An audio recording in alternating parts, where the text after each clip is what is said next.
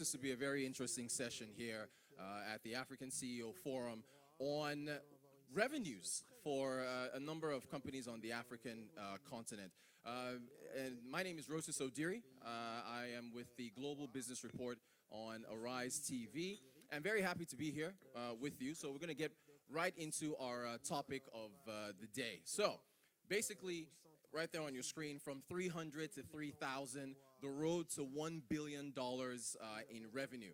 So as far as the landscape is concerned right now, only about little over 300 companies on the African continent can boast of having $1 billion, a little over $1 billion in revenue. Now that compares to about 1,500 companies in North America, United States and Canada, a little over 2,700 in Europe, and well over 3,300 in Asia. So there is a lot of room for African companies to get there as far as catching up with their contemporaries over in North America, over in Europe, and over in Asia. So how do we get there? How do these African companies multiply, get more of them being able to brag about getting that top line revenue number over $1 billion? So to help us with that conversation, we have four very in-depth, interesting CEOs, interesting executives that will be joining us on stage to have that discussion. So I'm just going to give a brief introduction for each of them, and then a warm round of applause as they join us up here. So first off, Portia Derby. She's the CEO of Transnet SOC. She is the current Group Chief Executive of Transnet, appointed in February of 2020. She's occupied senior positions in the South African government during a period of major economic reform. She's the former Director General of the Public Enterprises from 2005 to 2009 and responsible for corporate strategy and structure of the investment portfolio, and former Chief Operating Officer of the Department of Trade and Industry. So very well versed as far as talking to. So a warm round of applause, please, for Portia Derby. You're very welcome.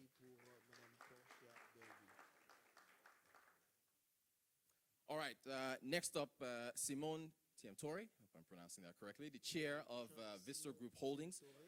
He is an African strategic investment company, that's Vista Holdings, with targeted sectors of investment in financial services, healthcare, energy, agro-processing, and FCMG, which is fast-consuming goods.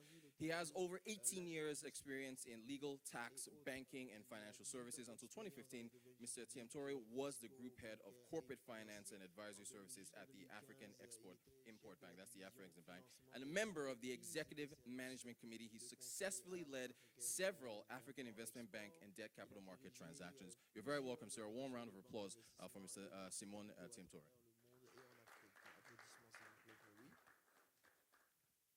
All right, you're very welcome, sir. Up next, Mr.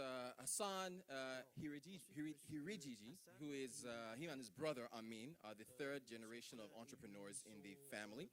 After graduating from the École de Commerce de Paris, ESCP Europe, in 1997, he returned to Madagascar, a really beautiful country I'm yet to visit, and I want to, his homeland, and gradually began taking the reins of the family's half-century-old business. And in 2015, this same business became the Axion Group, with the aim of becoming an African champion, which is the theme of what we're discussing here for a couple of days in Abidjan. African champions in telecoms, financial services, innovation, and fintech and real estate sectors, not just in Madagascar, but across all of Africa, so getting a pan-African footprint. The group actively contributes to sustainable growth and innovation in several countries across the continent. Mr. Hassan Hiriji, you're very welcome. Thanks for joining us. I didn't butcher your last name, did I? You're welcome. Oh, you're right over there. Right over there is fine. Yes. All right, last and certainly not least, Dr. Cornel Karekezi, who is the CEO of Africa Re. He's, after serving on the board of directors of Africa Re from 2003 to 2005, Dr. Cornel joined the same institution as Chief Executive Officer, elected in July 2009, for a 2-year transition period, during which he held the positions of Deputy Chief Executive Officer and Deputy Chief Executive Officer / Chief Operating Officer. He was appointed Chief Executive Officer of Africa Re Group in July of 2011. He holds a bachelor's degree in economics postgraduate degree in business management, a master's degree in management, and an honorary doctorate in management as well. He's fluent, of course, French, English, Swahili. So he's trilingual. A round of applause for you, sir.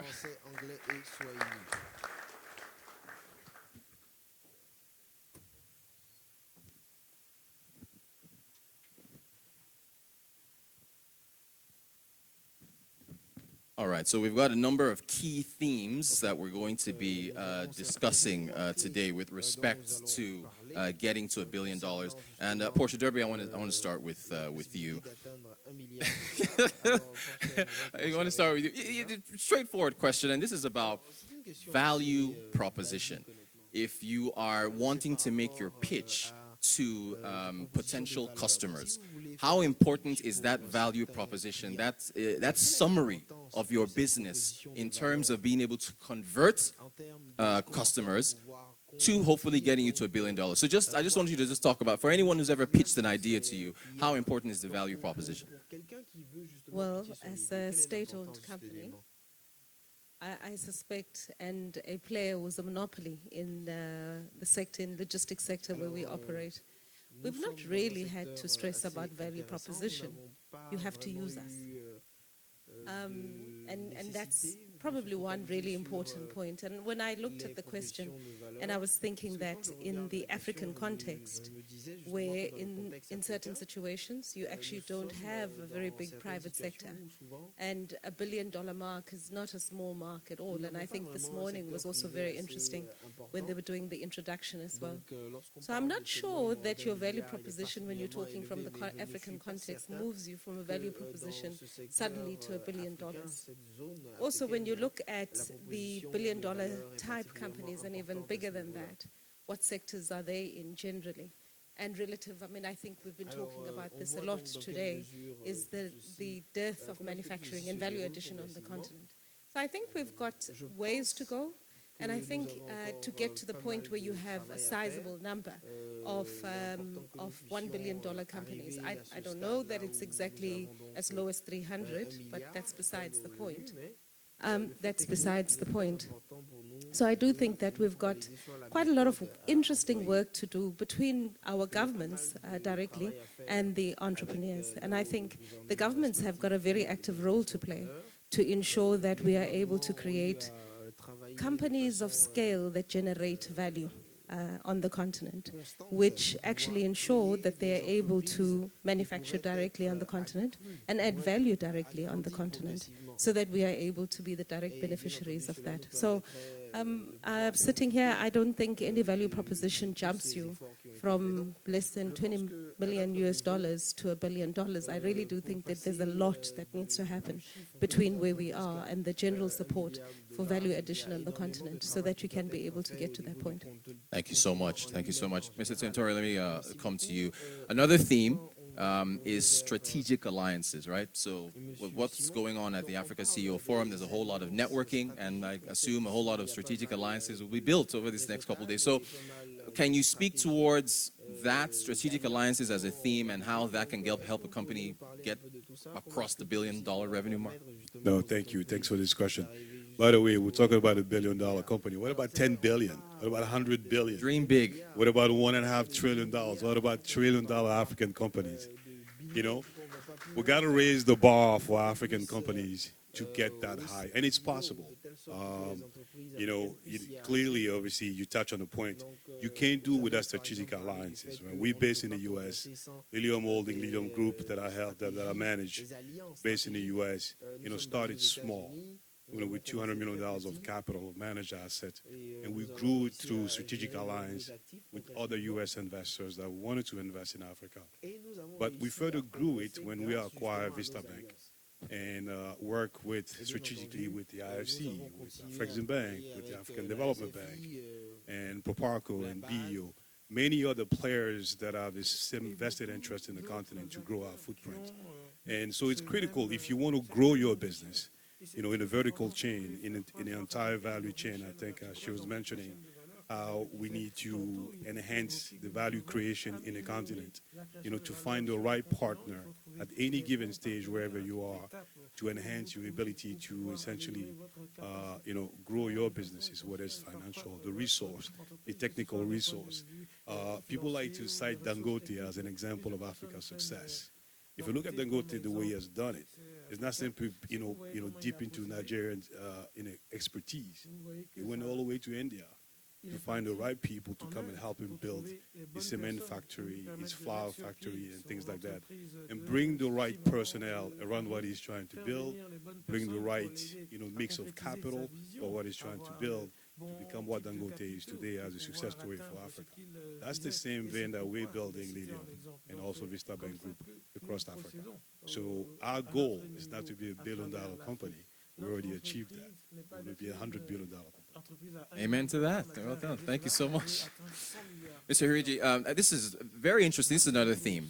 Marquee customers. I want to get your thoughts. You're a company that's, stretching your Pan-African footprint across the continent. How important are marquee customers to that journey to getting to $1 billion or 100 billion or more? And it's also that, draw this analogy with portfolio investing, but not to put all your eggs in one basket. Did you rely a lot on marquee customers that can boost revenues or smaller ones? Well, what's your thoughts there as a theme? Thank you very much.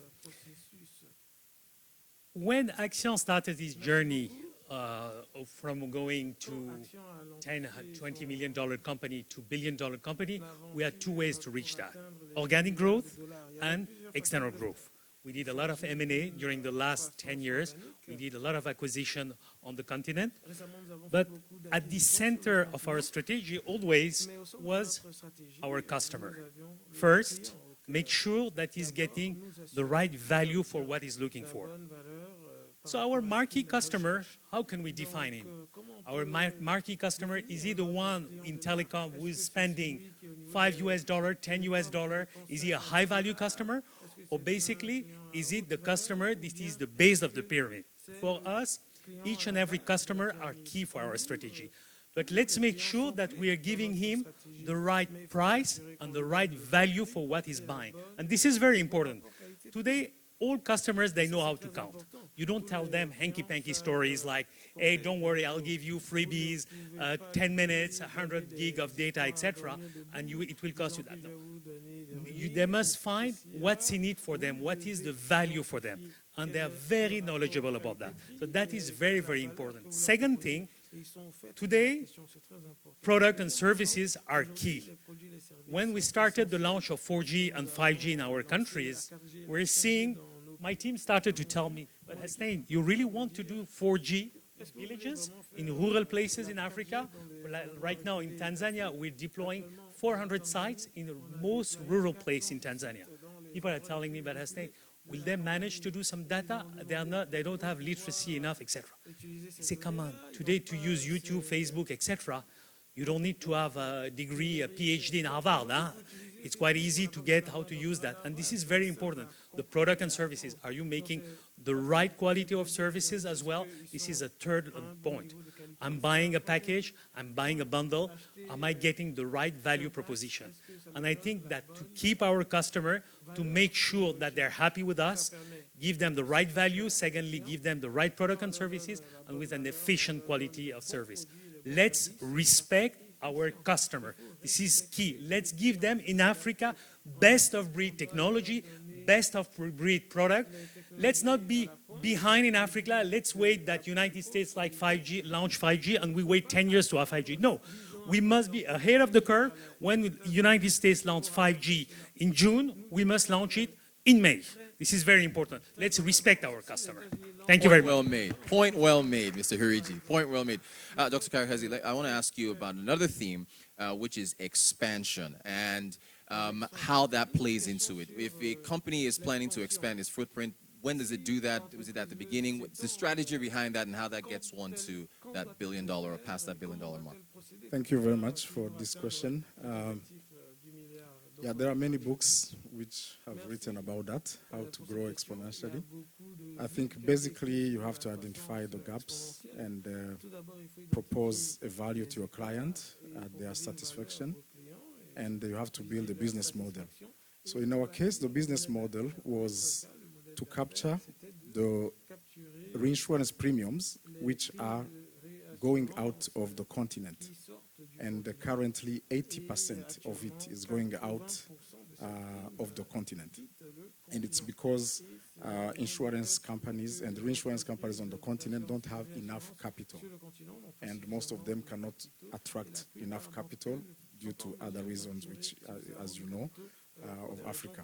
So you have to be very good in what you do. You have to grow regionally. We were blessed to start the African Free Continental area before any other, because we have an agreement which established our corporation that we have free access to markets in 42 countries on the continent. There are only few of the southern part of Africa who were not independent at the time we were created. So that's a big advantage, and I wish the entire continent could reach that in the future, so that you go, you operate in any country without too much problem about licensing and so on and so forth.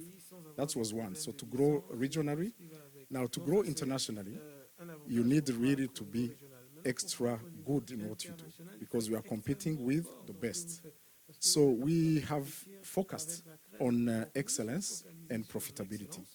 Profitability is very important because it allows you to attract capital, and most of those capital are talking about millions of US dollars, hundreds of millions, so they are not found easily on the continent.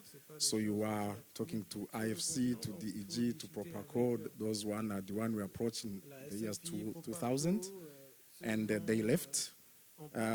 When they left, for example, DEG confirmed that we were the most profitable venture they have ever had in their history.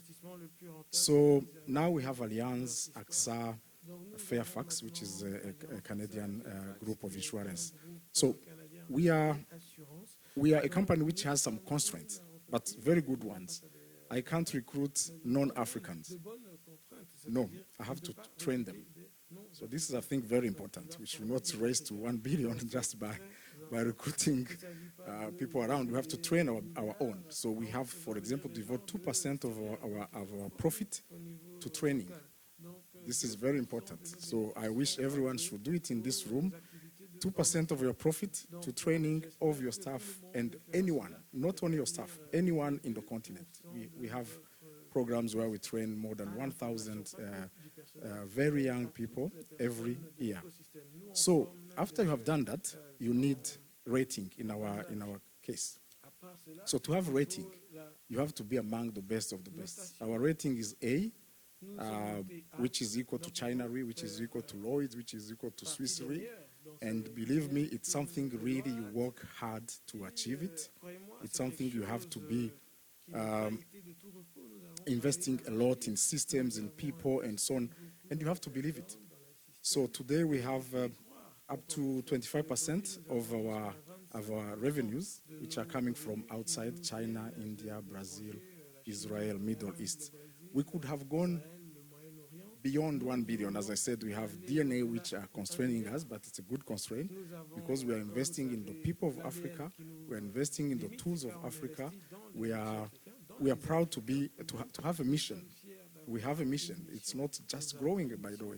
We have a mission. That's why I like some of the projects, like one of them, which have been mentioned, and others. We have to solve our problem, really, and one of them is skills and expertise and technology. Thank you very much. Thank you. Thank you so much. And so we're going to be talking industrial policy now, which is we've got policymakers and decision makers who are, from governments that are part of what's been going on at the African CEO Forum. So Portia Derby, I'm going to come back to you. Transnet is, we have a majority shareholder as the South African government, right? And so you have a very key role in the nation with your control of railways and pipelines and so on and so forth. How important is impact of policy in getting a company, I guess, as far as growth is concerned, past that $1 billion mark? I think very important. Back to in Africa. nowhere else, where we don't have much of a private sector. I think we need to, it's not big, it needs to grow in size. If you have a government, and you have governments who are not actively watching what's happening in your economy, you're going to be in trouble. So I'll take the Africa Free Trade Agreement, wonderful thing, but if you're not thinking about what's the value added that's made in Africa, vis-a-vis what's imported into any country, you can end up lying to yourself and telling yourself that you've got value-added exports that are running around the continent, yet all of us are doing is taking Chinese products, just relabeling in the one country and then passing them on. That deindustrializes us. It helps us in no way. So one of the things that we've all got to seriously think about is the tariffs. And it's a tariff wall around how, as Africa, we give each other an opportunity to develop. I'll get back. I mean, if you look, it's, with due respect, in a network sector, it's easy to get to $1 billion. In manufacturing, it is bloody hard to get there. It's hard to get to $100 million. And that's why, for me, it's about if we are going to be able to redevelop, to industrialize on the continent, we've got this new opportunity now with renewables, right enough. We've got most of the minerals that are required. But it doesn't happen if you do not have active support. Mostly, we all need logistics. Who's going to invest in rail? I can talk about this coming from South Africa, where we have to deal with small, medium enterprises and small miners who are coming into the sector. They barely have enough money to fund their mining operations. They don't have money to build a railway line or to co-invest with us in developing expansion of capacity, as we often have to do. Government definitely has a role in that place. Where's the role? I suppose it's around regulation. It's around policies that enable access to funding is a big issue. And it's not that companies are looking for cheap money, subsidies, and the rest and the like. It's about long-dated money, which lies up with the investment when you start getting to a point of a return. Most of our governments and most of the lendings, the financing that we get, is very closely tied to the terms of each government. A deal is not tied. The return to capital investment is not tied to a 5-year term of a government. It will be 7 years, 8 years, and the rest and the like. So government definitely has to have an active role. And actually, most importantly, this was also came out at lunch today, is that you cannot, and we've got to move beyond this, you cannot be a government where you have the possibility of creating either a sovereign fund or to use some of your pension. And for me, when you use your pension fund, it's not just the pension fund of the civil servants, it's the pension funds that are in that entire economy, so that we start creating the capital bases ourselves to co-invest with somebody with either the private sector in our country or foreign direct investors, with a very clear sense, to your point, of what are we doing to build our own native capacity in our countries. Thank you for that. Very, very important. Mr. Tiamtori, still on the subject of industrial policy, communication of that policy. You run a strategic investment firm. You've got portfolios in different sectors, right? How important is that communication of policy from government to the private sector in terms of growth? No, thanks for this. I mean, it's super important. I think she mentioned the FCTA, which everyone is citing as a potential opportunities for growth in the continent. I think, as Cornel mentioned, Africa Ray, to some extent, as a Pan-African institution, has achieved that on its own right.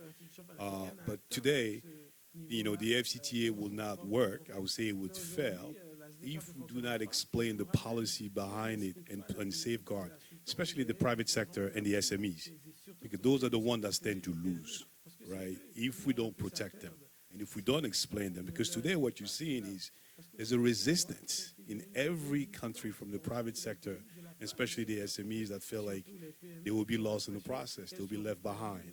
So how do we explain that policies, for instance, and trickle it down to the SMEs, to the various chamber of commerce in the countries, and to the private sector, and also put the enabling environment for them to prepare themselves to implement the FCTA, so they're not left behind. So if that's not done, we will not succeed. And as she mentioned, what you see is just foreign good coming into Africa and we be labeled as African, but in fact, you're not helping African economy, neither the SMEs or the private sector. So you got to explain the policies, you need to trickle it down. What we do is, and this also stems from my background as a lawyer, it's quite simple. And to be a good lawyer, you need to understand the policies. You know, what the lawmakers were aiming at, so you can interpret it. You know, we simply try to understand, for instance, some of the national economic development plan of every country, because that's the blueprint for development. They tell you exactly what they want to do, whether it's in infrastructure, in energy, in telco, in food securities, you know, financial services. It's all there. The government will tell you exactly the areas of pinpoint and where they want to develop. So try to understand these various sectors, drill down into it, and then you can be successful by leveraging those opportunities as a way to invest in a continent and promote development. That's our strategy. That's what we do at leader level. And that's what we also use at Vista Group to finance our economies. That's the difference we made to grow our businesses in the continent. Thank you so much for that.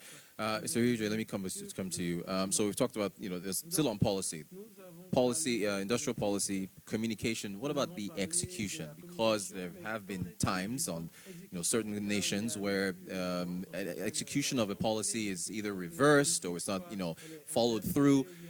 I'm guessing you've engaged in governments as far as your expansion is concerned. How important is the execution of policy on the government side impactful on companies and their growth of getting to that $1 billion revenue line? Thank you very much.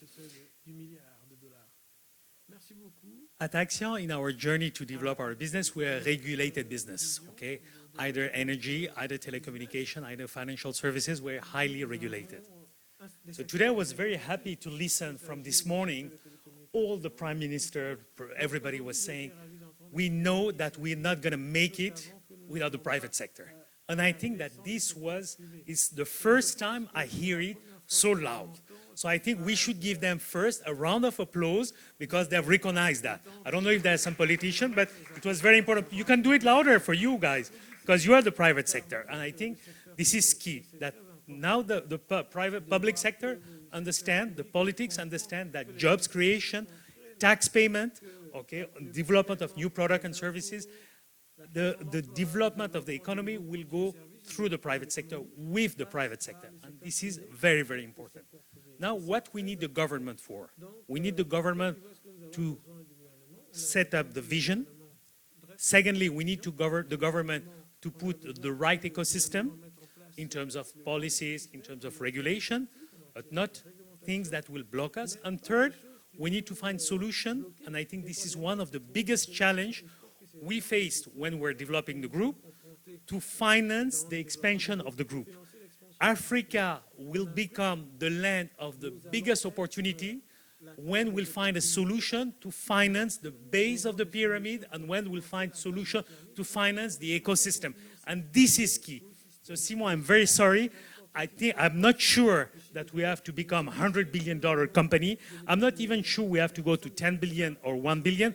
I think what we need to do is not unicorn coming above 1 billion. It's important, but we have to grow our SMEs. We have to formalize our SMEs. We have to make them pay taxes. We have to give them skills. We have to grow with them, and this is key for us. Now, to be straightforward, when the government will put the base infrastructure, electricity, energy, etc., when they will put the regulation, two things that are very important. First, let's make sure that they're serious. And what I'm asking to all the governments, please be serious. Don't come on a Friday night, okay, with a tax audit on our head asking for $1 billion. Come on, let's be serious. And it's happening. It's still today in 2023. Let's be honest, around the room, it's still happening. I'm saying, but guys, you're not serious. Let's be straightforward. We're bringing jobs. We're paying tax. We're serious. We're making good institutions, and we're asking us hanky-panky things. Come on. Second thing, when we ask for some new development, regulation, we're not coming here to come and only promote and do advocacy of things that are not value creating for the ecosystem. So please don't keep the file under your arms. Let's make sure that we accelerate. Government should be incubator, government should be accelerator, governments should make sure that things are working fast. They should have one watch every day. The watch is how many new corporations are paying taxes every year, how many new jobs are getting created. This is key, and this will be the real mark for the execution of right public policies. Fantastic. Thank you so much for that. Dr. Karakese, let me come to you now. Flexibility of policy. Mr. Harijo was talking about the vision and, and so on and so forth. What if a policy doesn't work? How important is it for a government to be flexible enough to say, okay, that didn't work, let's backtrack and look at this over again? Can you speak to the importance of policy flexibility on the government's part and how that impacts companies? Yeah, thank you very much. It's called swallow your pride. And for those who don't know Pidgin in Nigeria, the Pidgin language, swallow means carbohydrate. It's food. So, and I'm coming from Nigeria, of course, that's where we are based, our head office. And there have been a big swallow this last week by the government removing fuel subsidy and announcing that the currency will be floating in the future. So these are really long-awaited changes in the policy, despite accumulation of facts and advices and so on. And the damages have been so many that it will take time to reverse all the damages. So I think we have to be, today countries have become like any other system, like the body, like a company and so on. Figures are there. If you don't do this, you don't get this. There is reward and punishment, especially when we come to capital, to international capital. Here we are talking about US dollars until we create our own, our BRICS. But today it's US dollars what we are talking about if you want big investment. So if you don't create the condition, you will not going to get it. Impossible. I would prefer if I have US dollars and I'm not an African, I prefer to have it in my bank elsewhere and not get any interest instead of bringing it in Africa, whatever you are promising. For example, if people are not serious, there are many signs today. Information goes quickly from embassies, intelligence institutions, and so on. And so there are signs which are indicating that there is no seriousness. There is policy written. We have very good policies, by the way, everywhere. So I was happy to see, for example, that I imported a car in Rwanda. I'm from Rwanda, and I saw in the assessment of my tax payment there was a fee for African Union. All right, and I'm told that not all the countries have implemented it, and yet we have to fund our institutions. So we know all this AFCFTA we are talking about and so on. So it will never be founded. It will never work if we don't put what we have said aside to support it. So I think rather there will be, people should change quickly whenever they have information that what they are doing is not sustainable. But it takes too long for different reasons, political and so on. And sometimes for us, from the business perspective, we don't understand. When you are doing a deal with someone, you want it to go through quickly, because otherwise opportunities may have shifted and they may have gone. But for government, they have another clock, which is not ours. So it goes very slowly, and you have to do with it, unfortunately. But we have to push them, as my brother has said. Thank you. Thank you so much for that. Our next theme is Beyond Borders, African companies with international ambitions. And I would like to get your thoughts on what that means, starting with you, Portia Derby. The international ambitions, what does that mean? Does that mean a company in Namibia wanting to expand to Egypt, or a company in Namibia wanting to expand to Norway, or another country out in another continent? What is how do you contextualize international ambitions for African nations?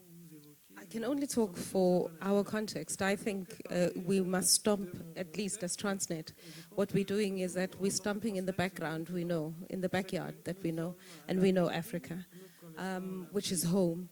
Invariably, I think it's to increasingly, in our case, what we're looking for is a partnership. And yes, we prefer to partner with the state, state-owned utilities. Because one of the things that we've been finding in the logistics space, and I think this is probably would have been in the 80s when there were general financial crises everywhere, where the World Bank and the IMF was recommending to all governments that you must privatize virtually everything, and there was definitely a privatization. We externalized strategic assets, your logistics infrastructure, communications network and infrastructure, that's strategic. And when you give that away, and you give it, unfortunately, to a private company, which has a balance sheet and has other problems, it gets into trouble in some other jurisdiction. Where's the first place that they look about disinvesting, reducing their investment? They look at Africa. Who should be interested primarily, first and foremost, in ensuring that we've got competitive infrastructure? It's our governments. So as Transnet, our stance is an unashamed stance. We look, if you do not, and actually, unfortunately, generally what we're finding is that there's very weak capacity in logistics directly on the continent. Rail companies, rail operations have virtually, in a lot of countries, have died down. Not enough investment's gone into that. Ports, you find that most of it is concessioned. You've got European ports running most of the ports on the continent. And so what we are increasingly looking for is niches where you actually still have native capability, which is African. That's what we're looking to partner, because that's what we want to rebuild. In every single instance, as in South Africa, we have particular policies. In our case, we have to deal with the legacy of apartheid, so we always insist that there are black companies that you bring along with you. So in the country, we anticipate that the utility that we are partnering with brings the Cote d'Ivoirians or Nigerians or whoever it is who might be brought onto the partnership so that we build capacity. So, to my mind, a primary focus has got to be domestic. Now, I suppose being South African, we've got enough experience of large South African companies which decided to list in other jurisdictions.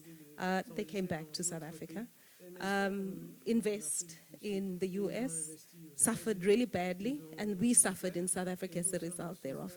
So the presumption, and I think this is something that we as Africans have got to deal with, that because it's European, it's fancy, it's better than, I think we've got to clean ourselves of that and start focusing primarily on our continent. Because if everybody says 2050 is going to be an African period where we're going to be 40% of global population, and they're looking to invest in us, and we're not investing enough in us, I think we have a bit of a problem. I mean, the point that you're raising, we raised a $1 billion bond in the beginning of this year. There was virtually no African country that participated. Most of the money came from outside. So we definitely need to start re-looking at each other and investing directly in ourselves. So to my mind, it's Africa first. Thank you so much for that. I know we're pressed for time, but there was something very interesting you said. Just to recap, you said that for some strategic assets, it's better to have the states back, so like logistics and telecommunications. Yeah? Absolutely. Can I get a response to that? I want to know what the rest of you private sector folks. I will. What do you think? Go ahead. You allow me? Yes. Sorry, Portia. Give me an example, okay, of a telco network managed by the state in Africa, if they work. Give me one example. Until that the are other successful. day, until the other day. No, take out the until. No, because you're buying it. I hear in South Africa when I read the press, right? No. But the point is, and so that we don't make it a bilateral. The truth. Well, we'd love bilateral, right? We just want everybody to mix it up. But go ahead. I understand your point. Go right ahead. Go right ahead. I do think, and in truth, is that if you end up in a situation, logistics.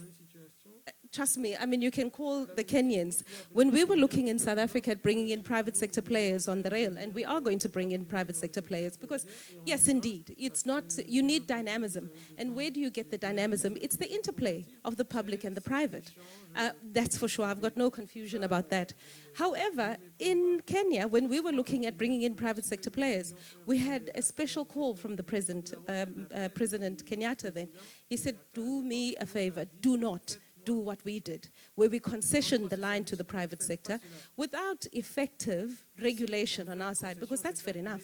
The problem with regulation, let's also be honest, the skills that you require to be an effective regulator are probably better than the skills that you have in the private sector. Because let's be honest, you can run rings around us. And you do. It happened in Kenya. The private sector ran the rail, did not invest a single cent. I mean, I have been there and I saw it myself, the investment that didn't happen. So the problem, and I think we've got to be honest about that as well, is that because we don't have enough skills that are able to effectively regulate the conditions of the concessions, of the operating what's that we put together, I think the governments need to think long and hard around what are we best placed to own ourselves. And then as Africans, we must own the fact that we vote in our governments. It's our fault. But Portia, we agree. Railway. Well said. Mr. Tentore, do you want to just, respond to that as far as... No, I think I agree with her as far as Africa First is concerned. And I think they both talked about capital, resources to finance Africa, right? You're right. We should start investing in ourselves. And I take the example of pension funds in the continent. Something is near and dear to my heart. You know, we have $350 billion of pension fund money sitting outside the continent. You know, I used to manage a fund at Morgan Stanley. Though some of those money was sitting with us or with JP Morgan. Why can't you now use PIC money, you know, large pension fund in South Africa, and some of the pension funds across Africa? And by the way, it's a policy issue, because policy restrict them for investing in Madagascar, for investing in Kenya, for investing in Ivory Coast. So we need to remove those policies and enable those pension funds to finance Africa infrastructure. So Africa First. But by the way, if they want credit enhancement, which is what sometimes they need, because the investment vehicle needs to meet a certain criteria, Africa Ray can provide the credit enhancement, right? Because you're AAA, you have a fantastic rating that will enable them to put $1 and then mobilize additional resources outside of Africa to finance our very much railway. And as you were talking about, but I do agree with him that it can't be left to the government only. You got to breathe the private sector into it. Private sector will need financing. We have the tools with the pension funds, with the insurance companies that have the rating, with AFDB that has the right rating to enable us to access and mobilize the international capital market to finance our growth in Africa. Well said. Dr. Karazé, do you want to jump in on the private versus public strategic assets allocation debate? Yeah, I just wanted to ask if infrastructure is profitable for for the private guy, for private capital. So I don't think it is. It is heavily subsidized and very risky politically and economically. And all those big money we are talking about, they won't reward in their currency. They don't want reward in local currency. So that's where the trick is.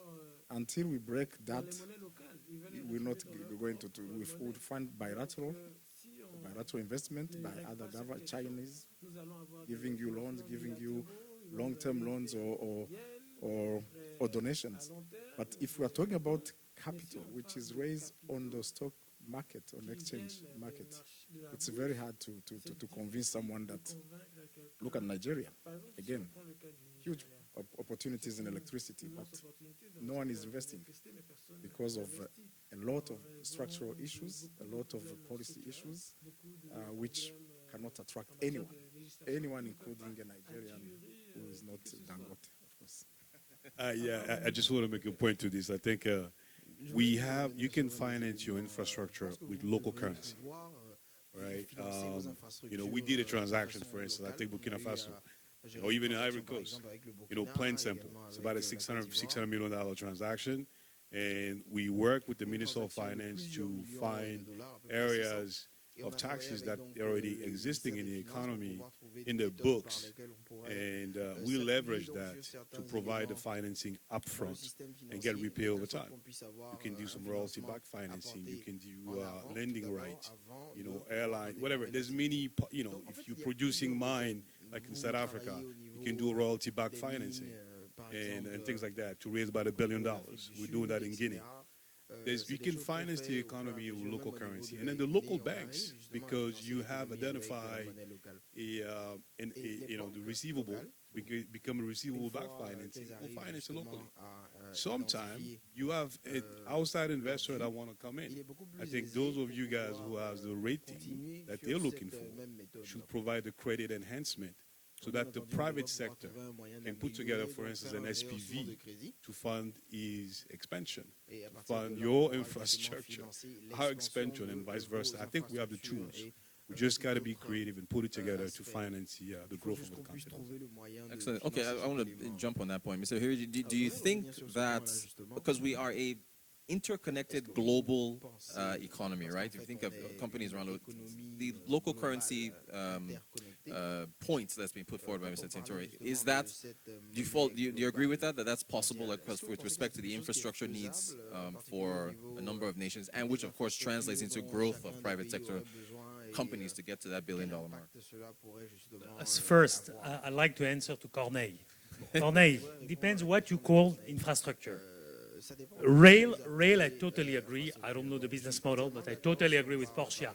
Nevertheless, when you look at all energy generating, producing projects over the last 10 years on the continent, 2/3 of them have been financed, developed by private sector. It means what? That they are having good yield on that. First, same on telco networks, fiber optic networks, etc., developed by private sector, 90%. Okay? Now, coming back to your point, basically, of course, we must have a total in corporate finance basic lesson. We mustn't have a mismatch in terms of currency. If you're generating local currency, you must have local currency refunding. If you're generating foreign currency, you must have a foreign currency refunding. But the problem is that, and I'm coming back to my point earlier, is today we're lacking of different tools to finance our business and our economy. And I'm happy to hear that such amazing insurance company are there with amazing rating that can help with banks to give new solutions for our SMEs, for our corporation, and this is very important. Last year, to fund our growth, to fund our acquisition in Tanzania, we had to go to the international US bond market. We issued a bond of nearly $500 million to do our acquisition in Tanzania. Why? Because there was not enough capital on the local continent to finance that acquisition. I would have loved to avoid a mismatch in terms of currency, to have local currency. But those amounts, in terms, because regulation don't allow you that, first, because there are not any credit enhancement scheme with insurance company, and or there are not enough liquidity in the market as well, because the single obligor limit are narrow, and we have to grow that. We need to bring much more capital. So we have to be smart and to make sure that we are getting enough proper institution status. We have to be, in terms of corporate governance, in terms of institutionalize our private sector, to be able to welcome international investors. And this is an important point. For us, one of the biggest challenges now is to make sure that we are answering to the needs of the international finance community, to give them the results every quarter, to give them the proper corporate governance report, to have ESG reports. And this is one of the biggest challenges. If you want to make it, if you want to go to the $1 billion mark, make sure that now in terms of management, corporate governance, reporting, you are top-notch, you've got best-of-breed reporting. This is key to reach that level. Otherwise, in terms of fueling your growth, financing big tickets is difficult. Thank you for that. Dr. Karekezi, what do you fall in on the local currency in funding for these projects? So this is a very big issue. So we report in US dollars. So we report in US dollars, we raise funds in US dollars. But our revenues are in local currency. So it has been a very wonderful journey, I can tell you. But you have to have a very strong risk management. It's a risk. You should not avoid it entirely. It's a risk. You have to have a mix of revenues in US dollars. You have, unfortunately, sometimes to invest, where he mentioned, with Merrill Lynch, Bank of America, UBS, and so on. because you need to, even in South Africa, for example, the regulator allows us to invest up to 25% in US dollars, I mean, in foreign currency. So that is a testimony that you have to have a mix of revenue if you want to survive. Otherwise, the issue of currency, it's, I'll call it, I always call it a nuclear bomb. Because what it has done since 2016 and after COVID, in insurance at least, you can be sure that there will be no investment in US dollars for the foreseeable future. Why? You know, this morning when Achaleki was talking about the lions on the move, and you know, there are many companies which came to invest in Africa. So they bought assets in US dollars, and their revenues are in local currencies. I know one which invested 330 million euro. Today it is valued 1/3 of it, after only 7 years. So you tell that guy to come and invest anymore? No way, until this issue is fixed. Because he looks his revenues in the US dollars length. That is it, that's how it is. So in terms of growth then, we want to have 1 billion companies and so on. But even that, we are saying 1 billion companies in US dollars. No one has said in local currency. In local currency, they are growing tremendously. Average of 13% per year on the continent, all the entire decade. But since January of this year to today, average depreciation of African currency is 80% already, and we are only in June.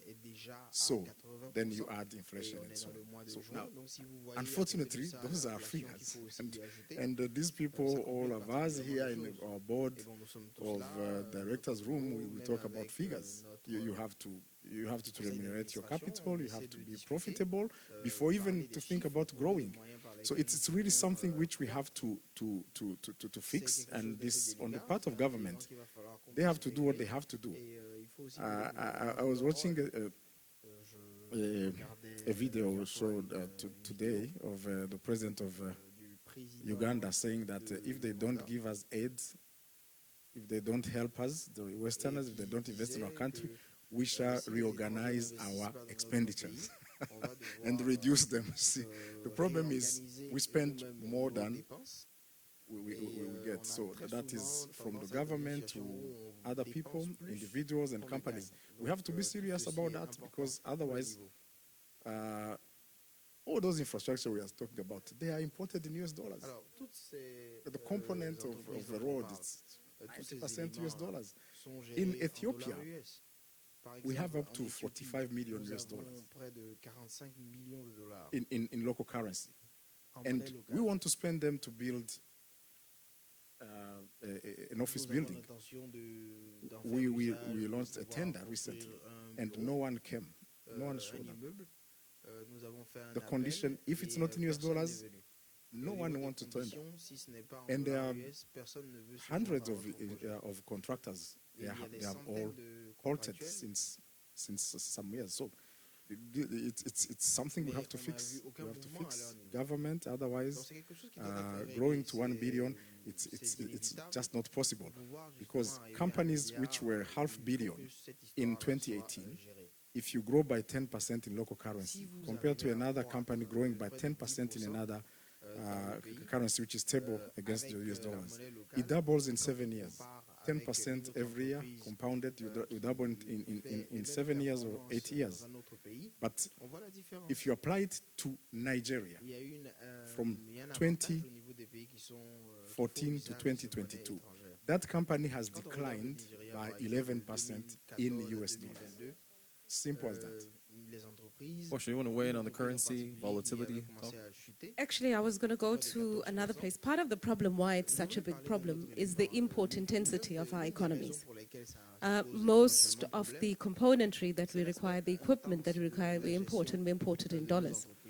If you, or euros or whatever it might be, if we don't, and that for me is why it's important that we find a way to industrialize, because if we industrialized and we reduce the import intensity of our economies, you would be in a much better place where there's a greater balancing between your costs in your local currency as well as your revenue. But where I was wanting to go to as well is a native source of money, and the people who know me here know this. I've been going on about this, and for me it's particularly important in South Africa in our context. Because black people have just not been an active player in investing in these new asset classes. Investing, when we do rail expansions, for example, we're looking at 6 million ton additional exports of manganese, for example. We need to increase rail capacity on that. It's a annuity income from day one, basically. It's not an asset class that would normally be available to black people, because the only way that black people get to participate is via the pension funds, which are managed by white people, and we can't direct it ourselves. So we've been saying that in South Africa it's called stokvels, and I know it exists everywhere in Africa. I don't know what they're called, but it's community-based schemes, saving schemes. We normally save for funerals, we save for year-end distributions, for holidays and things like that. And what we've been saying is that let's find a way to get at least 8% of plus 50 billion rand in South Africa. It's plus 50 billion rand comes, and that's the true bottom of the pyramid savings. Our investment clubs, as we're saying, so how do we think about creating an asset class or an instrument so that these funds, which actually just want a quarterly return, can invest directly in building infrastructure, so that we actually ensure that there's actually a democratization of our investments and participation. Because what's the worst thing about Africa in the end of the day is that you are a citizen of a country, and yet you are able to do nothing whatsoever as an active participant in the economy. So we vote in canon, but we're never active participants in the economy. So I think really a lot of work to be done. And so for me, $1 billion is not really an interesting story. I think the more interesting story is that how do we actually, and that for me is not just government only, because government can do certain things. This point about flexibility in government is really hard to change direction when you're in government. You put in a policy, it takes you a lot. It's not even about swallowing your pride as much as I think over the last couple of years we've forgotten about evidence-based policy making, and we've made it a political game as opposed to pragma to be in that direction. But for me, it's how do we start developing robust economies where the small, medium enterprises, the micros, those players become active players, because once they become active players, this issue of having national champions starts to make sense, because you are a national champion of who or what if you haven't built into the ground so that you can be able to have a supply chain coming from the bottom. I think for me that's the challenge, is the $1 million company. Well, I should go back and say, in my case, the amount of 1 million rand. Because at R1 million, you are making a living. And the next level, and the next level. I think, how do we, as the private sector, and for me, which is I've taken, I mean, my privilege, and I accept it, it's a genuine privilege, to run a state-owned enterprise. Because I'm able to think, not worrying about next quarter and my shareholders and the rest and the like. I have a shareholder who's got a long play. I'm able to start thinking these questions is, how do we use our asset base to ensure that there's inclusion in our economy? And as a company looking at getting onto the continent, it's a core question we ask everywhere.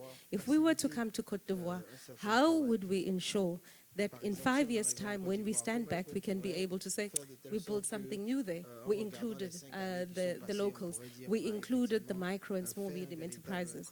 Because all of these guys have been struggling for years. They're around, they make a living, and they continue to survive. But I think it's up to us to find ways in which that we link into them directly. Thank you so much. Excellent point. Excellent point. This whole talk of currency, I just remember something, dying to ask private sector members, folks about this. You just mentioned the South African rand. You mentioned purchasing a car and having to make a contribution to the African Union. Would this growth be, for these companies, easier if we had a single currency? What do you four think about? Oh, they don't want to talk about it. You're folding your arms and looking at the sea. No, you know. Okay. Is anyone going to touch that? If we had a single currency across the continent. Look, it will help. You know, that's why, I don't know. Afreximbank is trying to solve that matter because the currency fluctuation, I think, as you mentioned, can just simply erode your wealth. Period. Nigeria faced that. Ghana faced that. The reason why you see growth in the WAMU market is because the currency is back to the euro.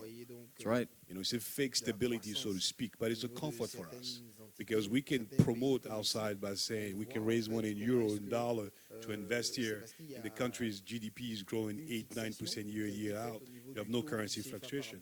You get a certificate of capital and importation from the central bank, and then when you repay, you can exceed, that effects in euro and USD to repay your borrowing base. But if you're Madagascar, you're in Nigeria, you're in Ghana, you're somewhere, any of those WAMZ, West Africa Monetary Zone, Sierra Leone, Gambia, Liberia, they have their own central bank, their own currency that are fluctuating. It's difficult. You can't grow. And so at some point, either we come together to have a single currency, that we can use and trade easily among ourselves. By the way, the AFCTA will not work without it. That's the truth. So we can talk about it all we want. The 54 countries, if we do not have it, we will fail. Bottom line. I think Afreximbank is trying to put a system together called PAPS, the Payments Africa System Platform, that will enable Africans to trade among themselves in currency. It's a settlement system. So if I'm a Nigerian using Naira and Cornell is in Ghana using CD, I can buy goods from Cornell in Naira, and then Afreximbank will settle with him in CD. But the problem is, we got to trade among ourselves, and we don't. We have to buy goods overseas when we can buy it from Africa. I think that's what she was alluding to. The SMEs won't grow, and this systemic issue that we have, which is making our economy dollarize, whereby you have to import every single goods from overseas and pay in USD, will inhibit growth so long as we don't trade among ourselves in Africa. There's a lot of equipment and supply in Egypt, in Morocco, in South Africa, that you can source and bring to the continent, let's say in Cote d'Ivoire, in Senegal, in Kenya, any other places. If you're looking for a telco company, you don't need to go overseas. This guy knows something about telcos, right? And things like that you can leverage back and forth and grow our economy. But I do believe we do need to have a single currency. It's a sovereign issue. A lot of countries are clinging into their own currency for various reasons. It's a touchy political subject in the WAMU market, in the Central Africa market. And until we do that, I don't think... So, Mr. T, he touched on it. He went for it. Is anyone going for it? Mr. Hariji, you're going for it. Go for it. No, but I mean, okay, I totally agree with you. Basically, if we have a single currency, this will be the game changer for the continent. Period. Let's be clear. If we can have, and we can manage to have single currency, I think that's going to be the thing for the development. Nevertheless, the road is still long. It's straight, but it's very steep. And we have other priorities before, I think. First, we have to trade between us together. Secondly, we have to solve problem of transport, logistics, even something which is amazing, to travel from East to West Africa. It's sometimes easier to go via Europe. I mean, come on, let's be serious. So, I mean, let's solve those priorities, visa priorities, transport priorities, trade priorities first. And then we'll go to Disneyland single currency. We'd love that. But this is inshallah for the moment. Go right ahead. Yeah, thank you. You have seen that the critics of the CFA, franc, have reduced in the recent years because of what is happening with other currencies. So, of course, having a single currency has a lot of constraints. And one of them is not to print too much. And not to have a deficit or reduce your deficit to a certain, and so on, and self-regulation ourselves, because we have to control that we are abiding by the same rules, all the countries. Otherwise, it will not happen. So let's start by abiding with the simplest rules, as I mentioned, in many, many areas. Then we believe that different countries, and we have so many fragile countries, by the way, which are going through wars and other things. So those ones will be automatically excluded from that currency, because it can't be. They will be printing and so on. Or they will leave the currency, like Greece wanted to do at a certain point. You can leave a currency, you can join it and leave it. So it's still too far, but we can start with some goods. There are some goods which are easily tradable among ourselves. Not everything. We can start with some goods, like services. Those are fungible, and so on. Then Afreximbank can help. Otherwise, without that single currency, we are not going to go far at all. Thank you. Thank you. So I'm not gonna use the currency as my example, because I'm in agreement. A single currency requires too much convergence, which just doesn't exist. And if you look at the continent today, there would be too few countries which would be going into that single currency, so it would be unfair. I must say, with due respect, I think that West Africa has got to sort out its link of the CFA to France. I'm sorry. They've got to do that. Otherwise, they're never going to be able to manufacture. They're going to be dead. And they're going to stay in exactly that state. That needs to change. But so it's a fact. The issue for me, small thing, smolanyana, with batteries, EV, electric batteries, manganese is the top 5 producer in the world. 2 in the continent, in the world. 2 are in Africa, South Africa and Gabon. Can we just do small, simple things? Put through a call. How much are you exporting, South Africa? How much are you exporting? Because between the two of us, we could control the global market.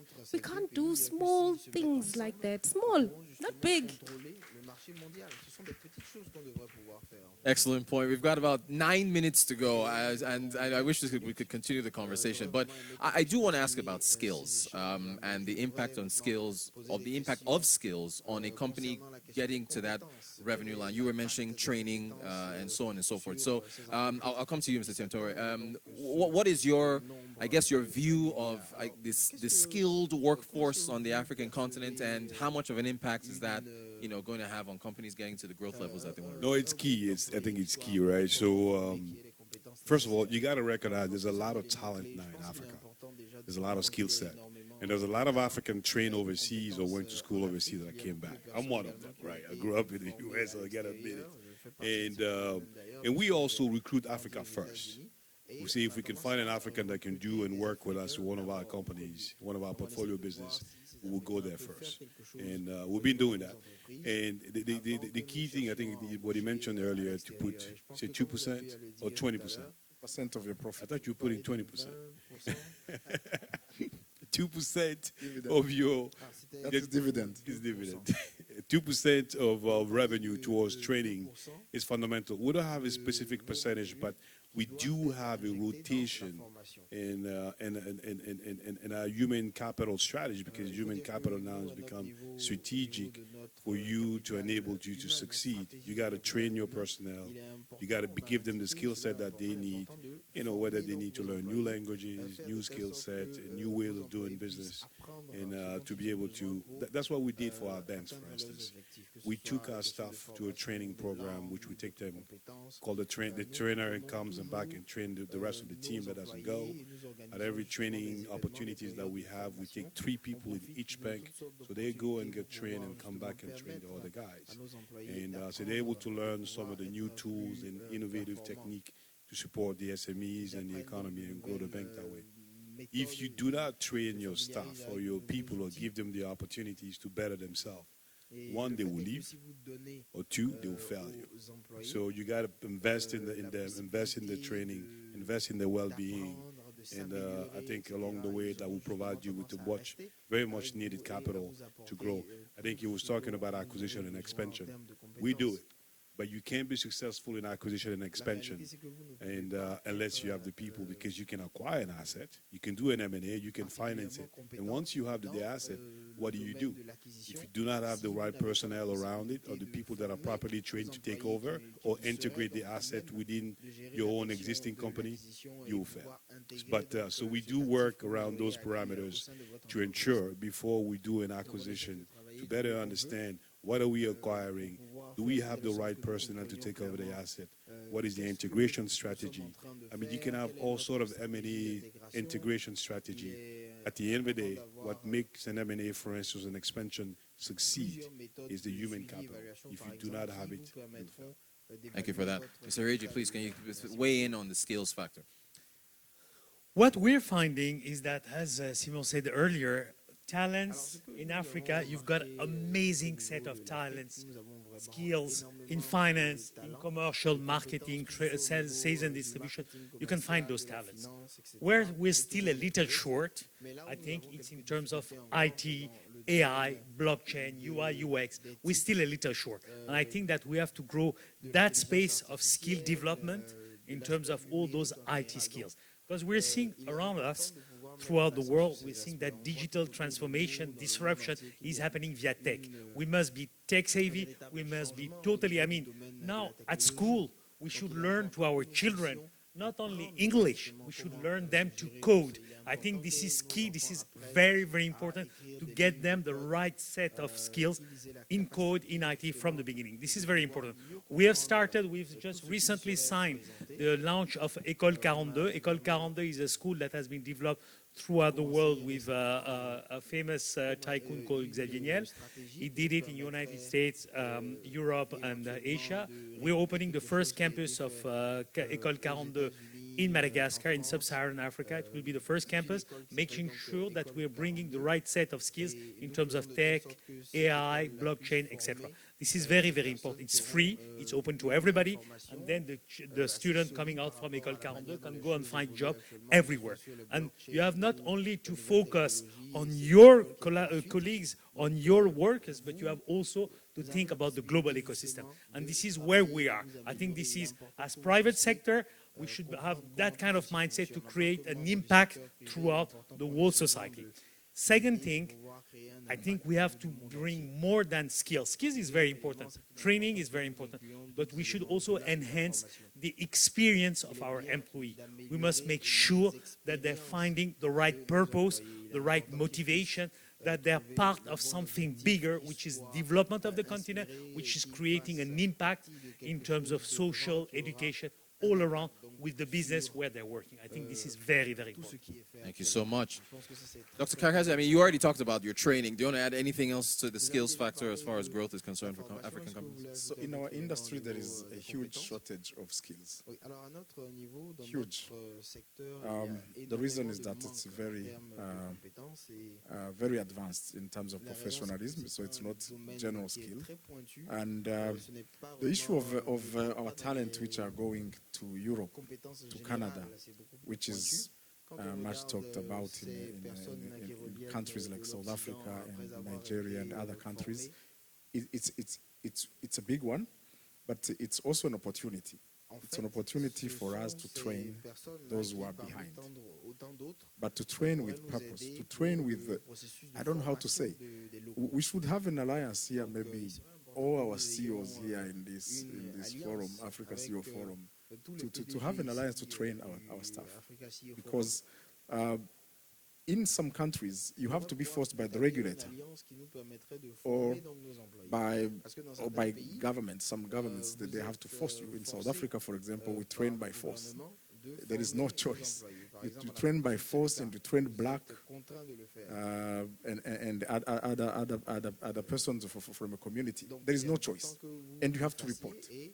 Every quarter you have to report how many hours they have been going through, how many people you have recruited, and so on and so on and so on. And you give experience to those young people who are coming from universities, and we know that universities, they teach a lot of theory, but on the ground, it's something else. You have to learn the emotional intelligence, cultural intelligence, and a lot of things which are not given. So I think we should have an alliance of training. We don't train enough. And Of course, government are not training the current, the right match to what we need. So we are the one really to do it, helped by the government, helped by the tax. There should be a flexibility in taxation. If you invest in your staff for long term, that we should have some incentives on the tax side. Because we are not going to be industrialized, we are not going to be financial hubs, we are not going to be 1 billion revenue if we don't train. And you know how much it costs to bring someone from outside. You can pay 5 of them. So that's my take on that. Thank you. Portia Derby, by the way, it's been really refreshing having someone from the state side to come to a private sector forum and share the thoughts that you've had. So you get the last word. We're out of time. Your thoughts on skills. As it should be, we the state. Should be, yes, indeed. So I want to agree with you completely, and I think we all would agree that in terms of talent on the continent, we don't have a shortage of it. But I think we don't have the right eyes. We don't have the right eyes. So I'll give you an example. Worked a bit in Ghana on the auto sector. And one of the things that the auto sector is trying to do is to reindustrialize and have some componentry made. And the view was that, but what are we going to get, where are we going to get the skills from? So do me a favor. If you ever go to Accra, no, if you go to Ghana, go to this little place called Magazine. Go to Magazine and look at Magazine with the eyes of an industrializer and watch the capability and capacity that's there. Having walked around there, there's no part that they cannot make, and they make parts without necessarily fancy forgers or press machines or anything of that sort. They make it though, and it fits, and it will get into a truck and it will move. It will get into a car and the car will move. So to my mind, so we spent some time, one of the things that actually is absolutely essential is that none of us, when you look at the training, you pay for the humans to go for the training. We're not investing enough in modernizing the equipment that we have in our training centers. I think a critical part that all of us have got to do, because I'm afraid, on the AI staff and all of the intelligence, they're probably going to beat us a little bit, but they're going to need food. And they're going to need the resources that we have. And so they're going to need us for that. And if we're not investing and putting in and modernizing the training facilities that we have, if we just had one priority, is modernize all of the training facilities. Look at how many of them have CNC machines, lathes and modern laser machines and things like that, so that we train these very skilled artisans that we have in that area. That's one. Number two, it's tech acquisition. It's IP. Acquiring IP so that we would be able to use that and control that directly. Not enough of that happens. Too much happens via black box licensing, where big firms from all over the world come in and they give you this little piece that you must do. And because our governments and nobody is willing to invest for the acquisition of the IP so that we can be able to understand better, add to the designs and improve thereon. So for me, I agree completely. He's talking about my country. Yes, it's legal. You have to make sure that you're training us. But nobody, though, is sort of saying, are you investing in the infrastructure for the training of our workers? Thank you very much. Ladies and gentlemen, please, a round of applause. Portia Derby, Simone Tiamtore, Hassan Hariji, Dr. Karekezi. It's been a fantastic, fantastic conversation. I really appreciate it, and thank you all so much. Really appreciate it. Thank you.